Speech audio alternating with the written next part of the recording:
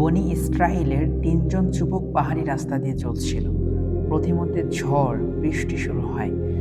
তারা পাহাড়ি পদদেশে ছোট্ট একটা গুহা দেখতে পান। তারা সেই গুহায় আশ্রয় নেয়। কিছুক্ষণ পর ঝড় বৃষ্টির সাথে ভূমিকম্প শুরু হয়। ভূমিকম্পের ঝাঁকুনির কারণে পাহাড়ের ওপর থেকে বিশাল আকৃতির একটা পাথর গড়িয়ে এসে গুহার মুখের মধ্যে পড়ে এবং সেই গুহার মুখটা বন্ধ হয়ে যায়। মুহূর্তের মধ্যেই গুহার ভেতরটা অমাবস্যার রাতের মতো অন্ধকার হয়ে যায়। ৩ জন যুবক তাদের সর্বস্ব দিয়ে পাথরটা ধাক্কা দেয়, কিন্তু তা নড়ে না।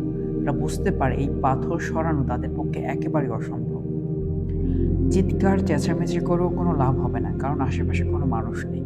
তখন সেই ৩ জন যুবক নিয়াত করে তারা তাদের জীবনের সবথেকে সেরা আমলটার উসিলায় আল্লাহর কাছে দোয়া করবে। এই হাদিসের দোয়া কবুলের একটা সিক্রেট আছে। যে পদ্ধতিতে দোয়া করলে আল্লাহ তাআলা কবুল করেন, সেই পদ্ধতিটা কি এই হাদিসের শেষে বলবেন ইনশাআল্লাহ। প্রথম যুবকটি বলল, হে আল্লাহ, আমি আমার বাবা মাকে পৃথিবীর সবচাইতে বেশি ভালোবাসতাম। তাদের প্রতি যত্নশীল ছিলাম, দুনিয়ার কোনো স্বার্থের জন্য না, তাদের কাছ থেকে কোনো বিনিময় বা প্রতিদান পাওয়ার জন্য না, শুধুমাত্র আল্লাহর সন্তুষ্টির জন্য। হে আল্লাহ, এই কাজটা শুধু তোমার সন্তুষ্টির জন্য করতাম। এই কাজটার ওসিলায় পাথরটা সরিয়ে দাও। তৎক্ষণাৎ পাথরটা কিছু সরে গেল। দ্বিতীয় যুবকটি বলল, হে আল্লাহ, আমি গোপনে প্রকাশ্যে সর্ব অবস্থায় লজ্জাস্থানে পাপ থেকে বিরত ছিলাম।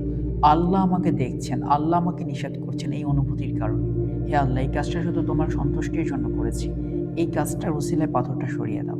তৎক্ষণাৎ পাথরটা আরও কিছু সরে গেল।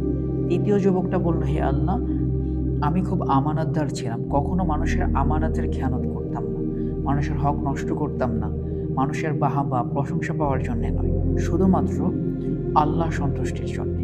হে আল্লাহ, এই কাজটা তোমার সন্তুষ্টির জন্য করতাম। এই কাজটার ওসিলায় পাথরটা সরিয়ে দাও। তৎক্ষণাৎ পাথরটা সরে গেল এবং তারা বের হয়ে গেল। আমি পূর্বেই বলেছিলাম এই হাদিসের দোয়া কবুলের একটা সিক্রেট আছে। সেটা হচ্ছে, আপনি যদি আল্লাহর সন্তুষ্টির জন্য কোনো ভালো কাজ করে থাকেন এবং মৃত্যু পর্যন্ত সেই কাজটা করার মানসিকতা রাখেন, মানুষকে দেখানোর জন্য, মানুষের বাহাবা পাওয়ার জন্য নয়, শুধুমাত্র আল্লাহর সন্তুষ্টির জন্য করে থাকেন, সেই কাজটার ওসিলায় যদি আপনি দোয়া করেন, ইনশাআল্লাহ আল্লাহ তাআলা আপনার দোয়া কবুল